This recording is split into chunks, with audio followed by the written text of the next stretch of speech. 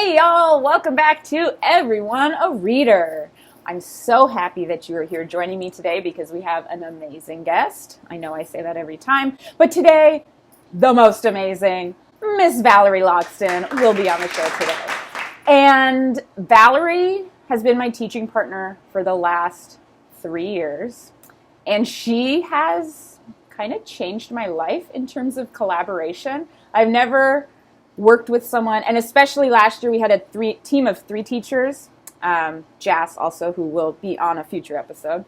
The 3 of us, I've never worked so well with other teachers. It's like that connection. There's something about being on a team of teachers with people you just connect so well with. And Val was the first person I experienced that with, and I will remember her always. I'll probably always try to be attaining that level of connection again. It's something also that makes Val like someone that I just stand back and admire is her compassion and her empathy for students. It is not something that can be taught in teachers' college. That is something you're born with, and she has it. Like, I've been in meetings with her where we're talking about a student and there's maybe some issue that she wants to solve. And I hope she doesn't mind that I say this, but she'll like start crying in the meeting because she cares so deeply for these kids. And they care so deeply for her. Like, I see her with her students in the hall, and it is just the mutual respect that happens in that classroom is like beyond my mind. I admire it. I've told her before, I want to be more like her. Like, I see her, I admire her. Anyway, she's amazing. And like, one more thing I have to add in because you'll see it in this episode. She is also an Adidas tracksuit connoisseur. She probably has one for each day of the week, and I absolutely love that about her. So you'll see she's rocking one. I was actually rocking my Adidas tracksuit jacket, so we were kind of matching. Anyway, I'm so excited for you to see this episode and find out what makes Valerie a reader.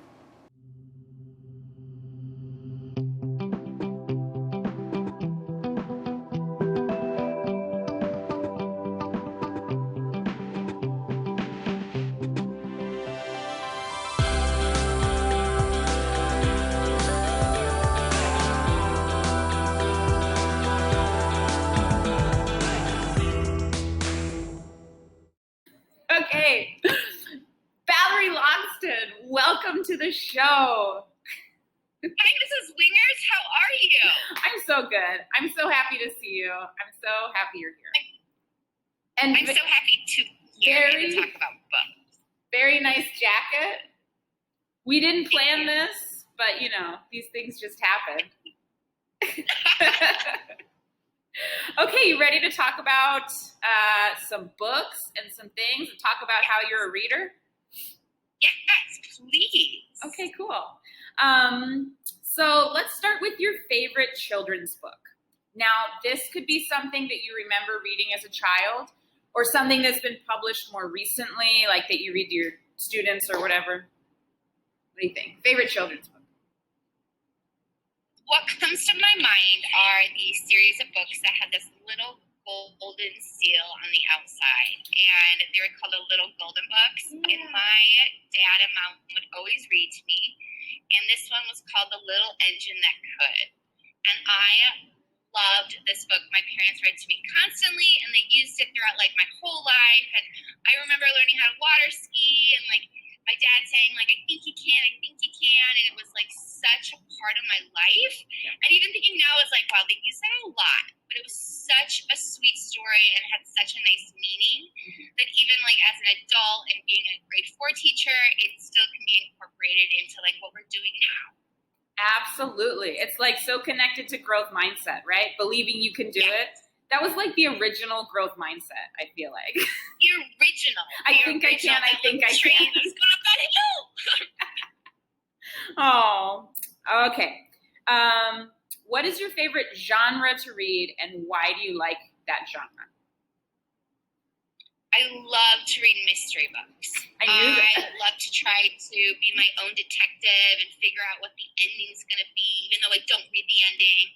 And I like a good like switch in the middle of it, and I'm going like wow. And I talk to Mr. Andre, and he's learning about the story as I'm reading it, and then I'm giving all these facts and this information, and just like blowing his mind.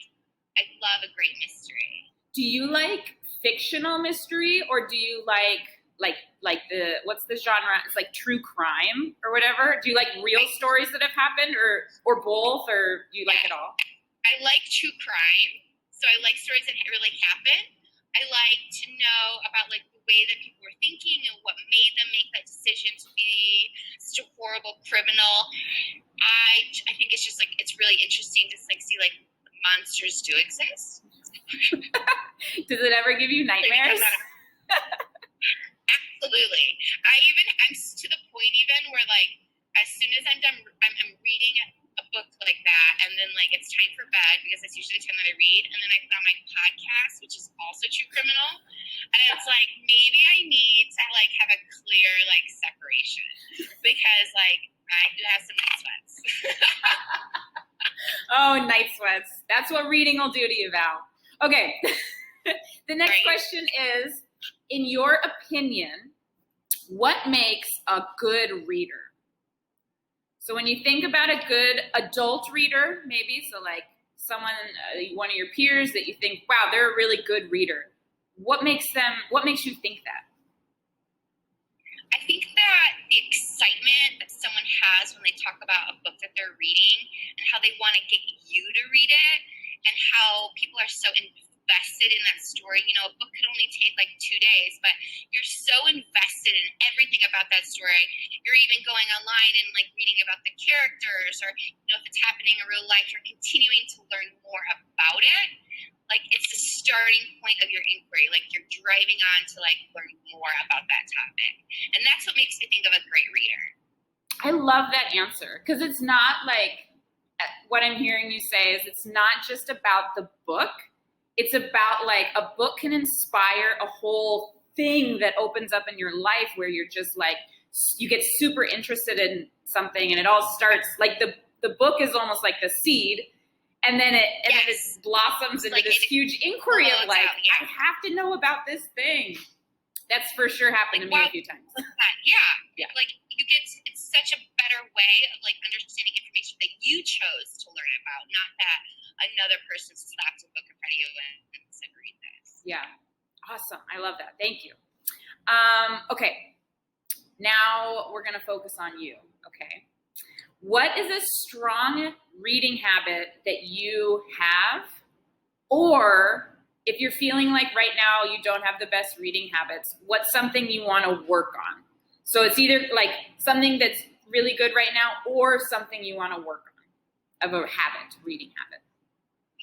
I'm going to double dip. Okay. I can spend the entire day reading. I can like sit on my couch and just like zone off and read until the book is done. Now, I do take my time. I can't read a book in one day, or I'm not someone that can read like 3 or 4 books at a time. I like to be focused on that one book and get it done.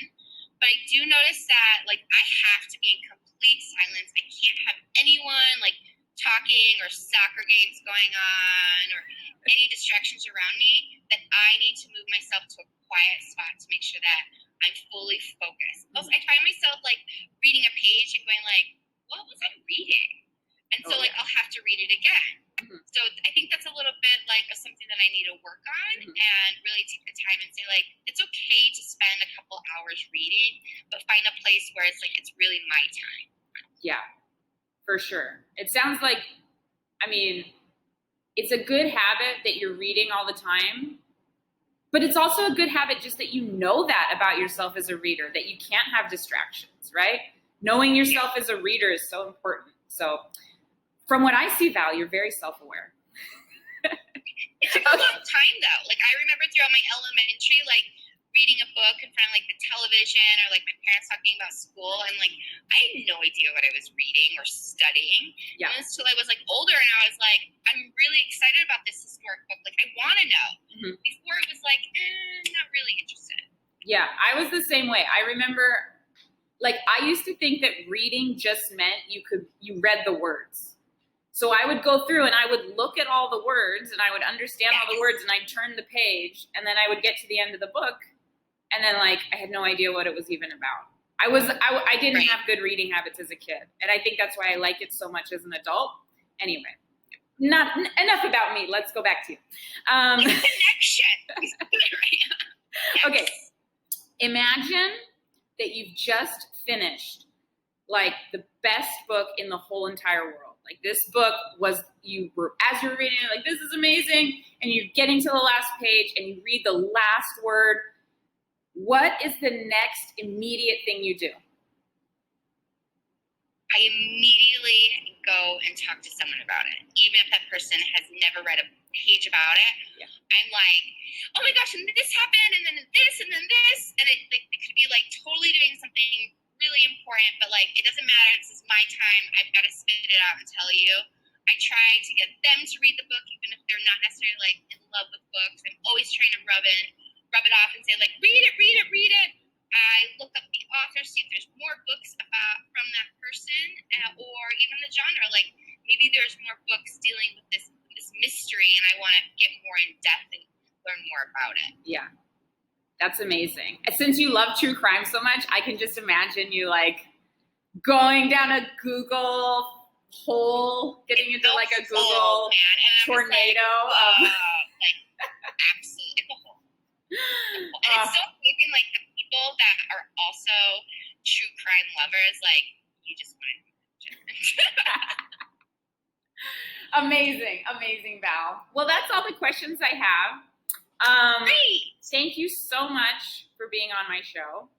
And it was a true pleasure. Yeah, if any of my millions of subscribers and followers, if they really connected with anything you said and they wanted to get a hold of you, are you on Twitter or do you have any like professional handle where like people could contact you?